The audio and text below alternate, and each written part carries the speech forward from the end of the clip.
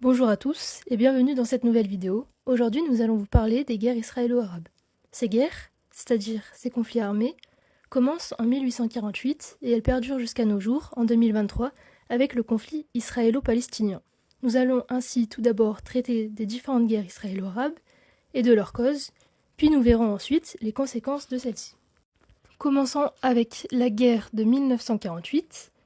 Alors, la guerre de 1948, également connue sous le nom de la Première Guerre israélo-arabe, a été un conflit majeur qui a éclaté peu après la création de l'État d'Israël le 14 mai 1948. Les pays arabes voisins, notamment l'Égypte, la Jordanie, la Syrie, le Liban et l'Irak, ont immédiatement envahi Israël en signe de protestation contre sa création.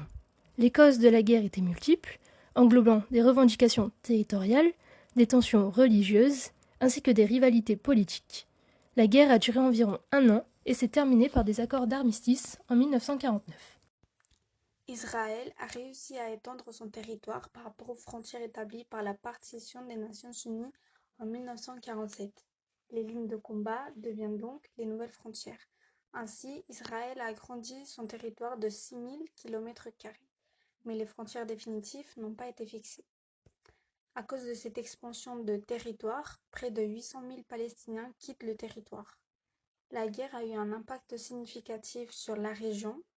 Cette instabilité se traduit par des guerres civiles avec des répercussions durables, donc des interventions classiques militaires auraient lieu les années suivantes.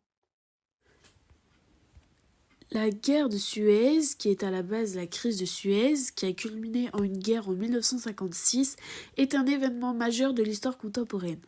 Elle a débuté lorsque le président égyptien Gamal Abdel Nasser nationalisa le canal de Suez en juillet 1956, provoquant la colère de la Grande-Bretagne, de la France et d'Israël, qui considéraient le canal comme un élément vital de leurs intérêts.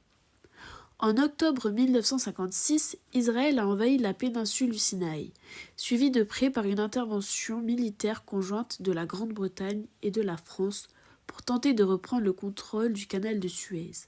Cependant, la pression internationale, en particulier des États-Unis et de l'Union soviétique, a contraint ces pays à se retirer de l'Égypte.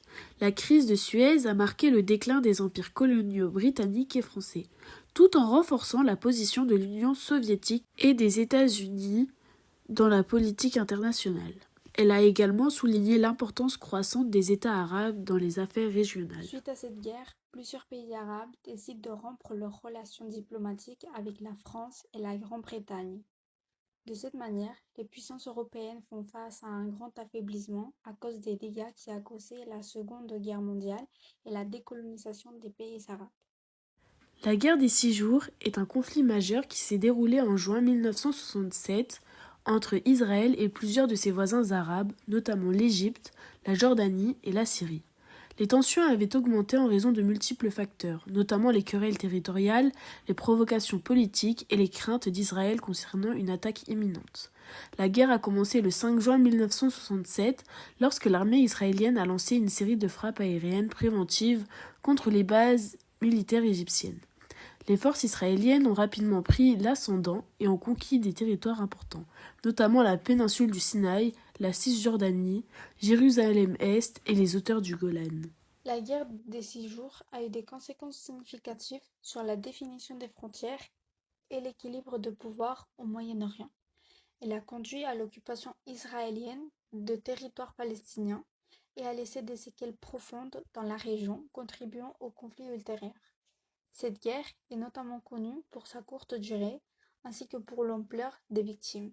En Égypte, par exemple, on compte environ 150 000 personnes mortes ou blessées. On compte près de 5 000 prisonniers. L'armée syrienne perd de même 2 500 soldats. 500 soldats sont capturés par l'opposition et environ 5 000 blessés. Du côté israélien, il y a eu près de 800 morts, 2 600 blessés et 15 militaires prisonniers. Suite à cette guerre, aucun accord est signé par le camp arabe. Le président égyptien évoque dans son discours la mise en place d'une guerre d'usure. La guerre du Kippour, également connue sous le nom de guerre d'octobre 1973, a été un conflit majeur au Moyen-Orient qui a éclaté le 6 octobre 1973, jour de la fête juive du Kippour. Les belligérants étaient Israël d'un côté et une coalition de pays arabes, principalement l'Égypte et la Syrie de l'autre. L'Égypte et la Syrie ont lancé une attaque surprise contre Israël dans le Sinaï et les hauteurs du Golan. Les premières semaines de la guerre ont été marquées par de lourdes pertes des deux côtés. Mais Israël a réussi à stabiliser la situation grâce à un important soutien militaire des États-Unis. Les hostilités ont finalement pris fin en mars 1974 avec un cessez-le-feu. La guerre du Kippour a eu des répercussions significatives, notamment en promouvant les efforts de paix au Moyen-Orient. Elle a également influencé les politiques internationales et la géopolitique de la région, en particulier en ce qui concerne le rôle des superpuissances pendant la guerre froide. De même, cette guerre a eu aussi une conséquence économique sur d'autres États. Il y a eu donc un grand choc pétrolier à cause du blocage arabe.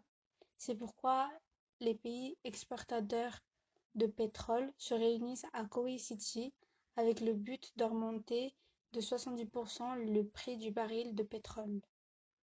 En somme, les guerres israélo-arabes sont une série de conflits entre Israël et les nations arabes voisines, causés principalement par des questions territoriales.